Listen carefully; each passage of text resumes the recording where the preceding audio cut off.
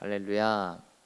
이른 새벽부터 기도의 자리로 나오신 여러분 모두를 환영하고 축복합니다. 오늘은 어제에 이어서 창세기 45장의 말씀으로 여러분과 은혜 나누기를 원합니다.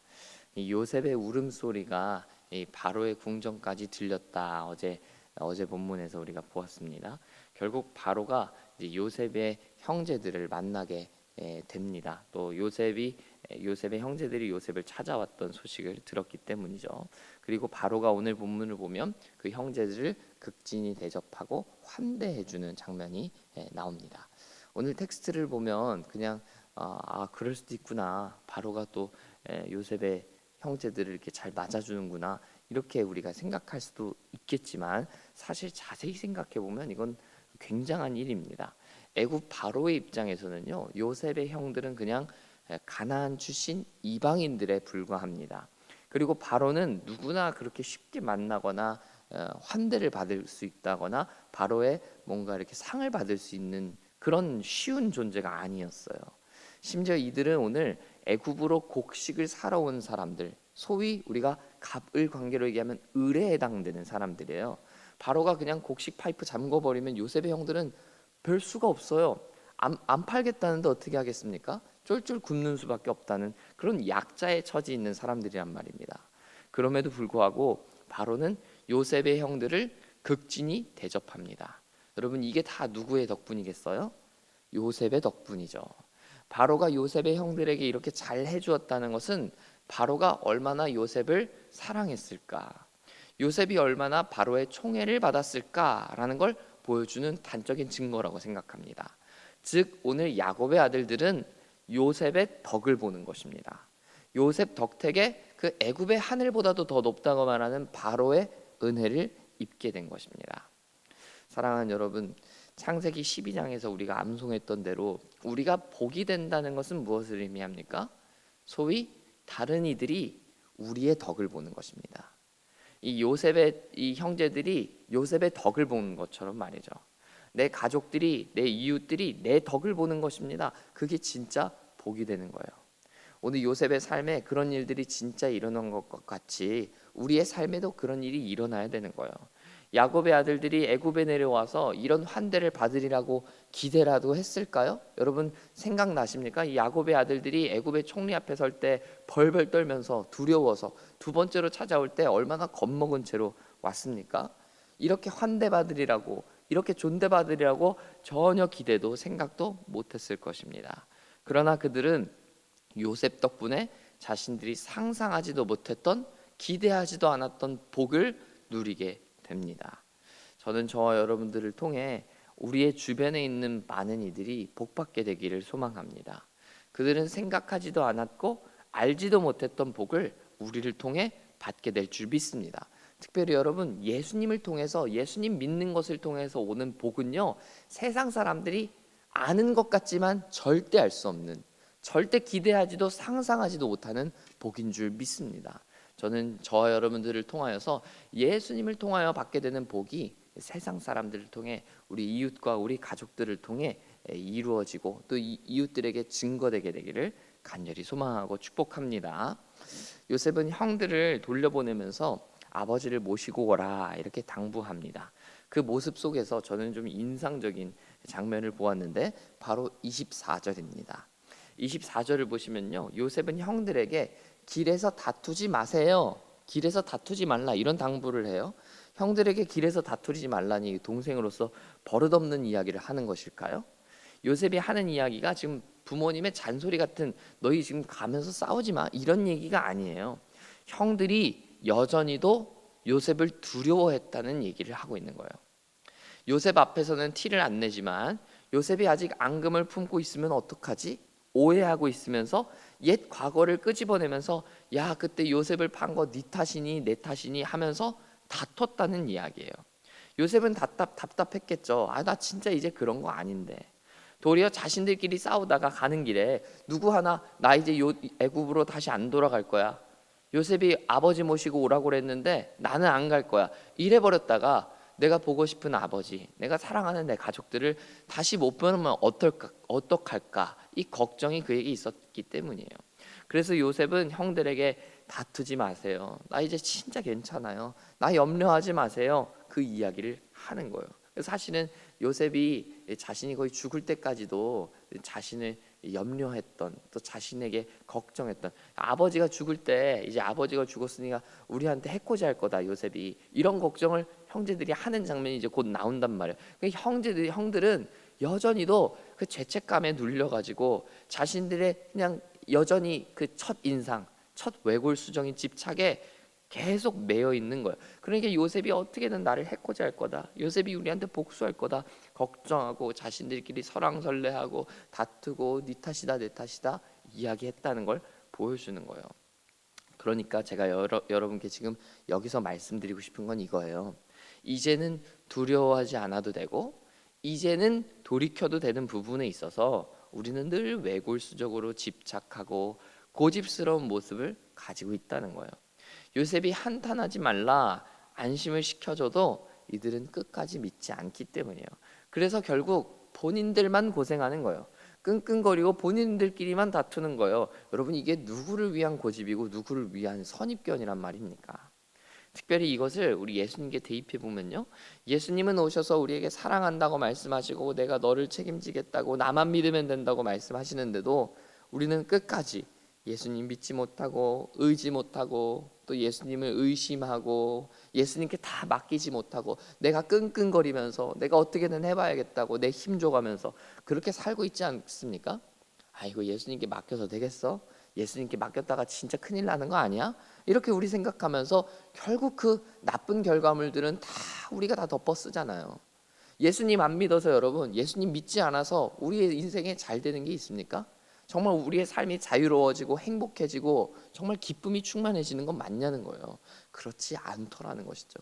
여러분, 예수님 앞에 그 불신앙적인 그 선입견들, 고집들, 아집들 다 내려놓게 되는 우리 되기를 축복합니다. 사랑하는 여러분, 예수님께 대하여든 상대방에 대하여든 다친 마음을 가지면요, 내 나름대로 선입관에 다 갇히게 되는 거예요.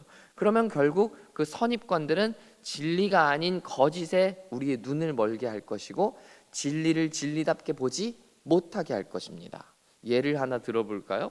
여러분, 우리 마음속에 뭔가 나쁘게 생각이 들고 내 마음에 불편하게 만드는 그 사람이 하나 있다고 가정을 해보자는 거예요. 우리는 그 사람이 무슨 말을 하든 그 말을 제대로 이해할 수 있을까요? 자꾸 나는 그 말을 꼬아서 생각하는 거예요. 에이, 저 사람 저렇게 말은 해도 속은 저렇지 않을 거야 라고 생각해가면서 우리의 속만 복잡하고 어지럽고 뒤집어지게 만든다는 거예요. 정작 그 상대방은 그런 의미로 말한 게 아니었음에도 불구하고 나 혼자만 오해하고 있게 되는 거죠.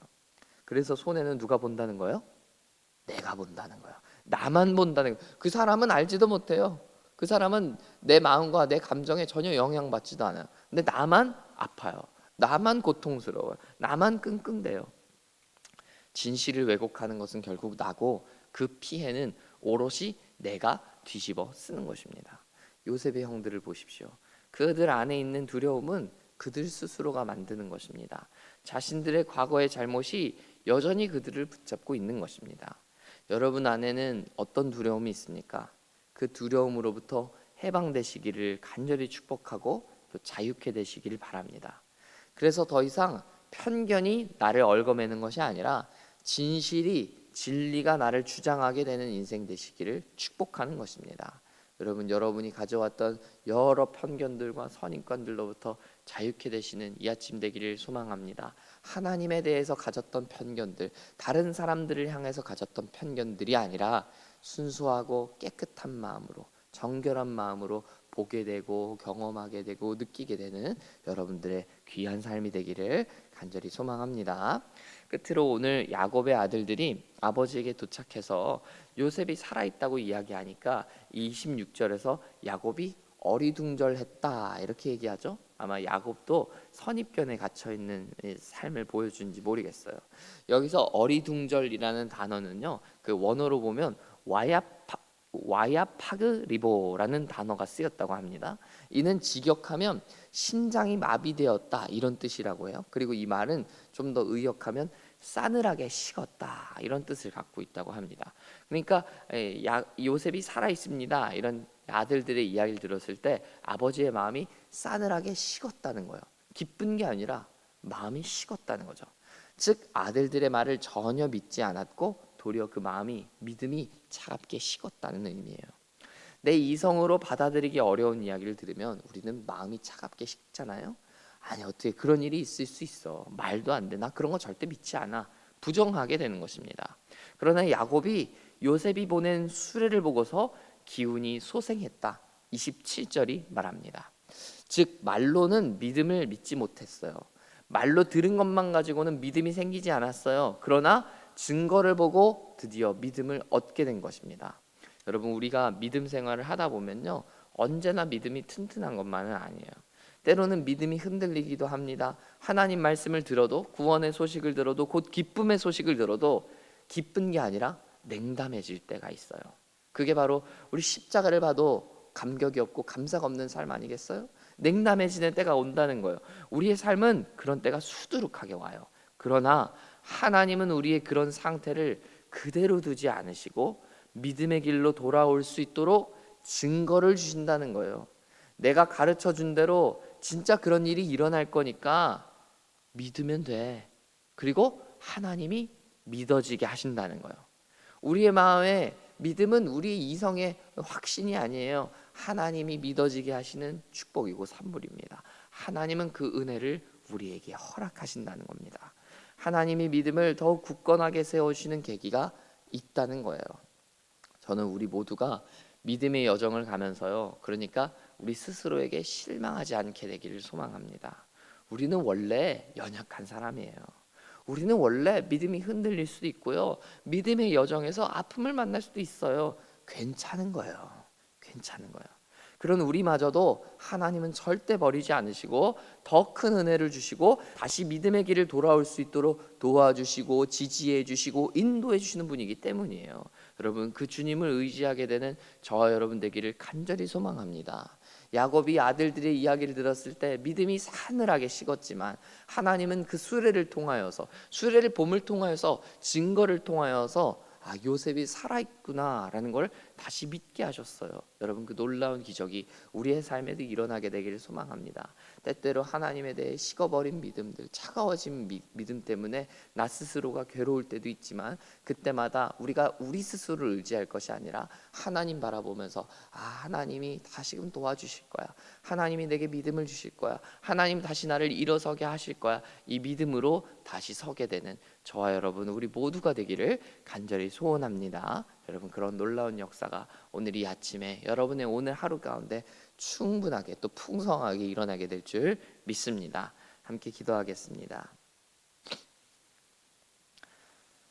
좋으신 아버지 하나님, 우리 요셉의 삶을 통해 또 그 요셉의 형제들과 그 아버지 야곱의 삶을 통하여서 우리에게 오늘도 은혜를 주시니 감사합니다. 하나님, 요셉의 덕을 보고 형들이 은혜를 입었던 것처럼 오늘 우리의 삶을 통하여서 우리의 이웃들이, 우리의 전우들이, 또 우리의 가족들이 복받게 되는 우리의 덕을 봤으면 좋겠습니다. 하나님, 그런 놀라운 일들이 우리의 삶 가운데 나타나게 하여 주시고, 또 하나님 살다 보면 우리가 가진 선입견으로 말미암아서 편견으로 말미암아서 하나님을 오해하기도 하고 하나님을 향한 믿음을 저버릴 때도 많이 있는데, 하나님 이러한 연약한 우리의 믿음을 도와주셔서 하나님께서 다시금 새롭게 심겨주시는 믿음의 확신을 가지고 힘있게 또 담대하게 살아갈 수 있도록 하나님 우리를 도와주옵소서. 주님, 우리는 연약합니다. 우리는 쓰러질 때가 많고 우리의 힘으로는 아무것도 할 수 없습니다. 우리의 연약한 모습들을 주님 앞에 있는 그대로 겸손하게 아뢰오니 하나님 우리의 힘이 되어 주옵소서. 하나님 우리의 능력이 되어 주옵소서. 우리의 반석이 되시고 우리의 힘과 능력 되시는 예수님 이름으로 기도합니다. 아멘.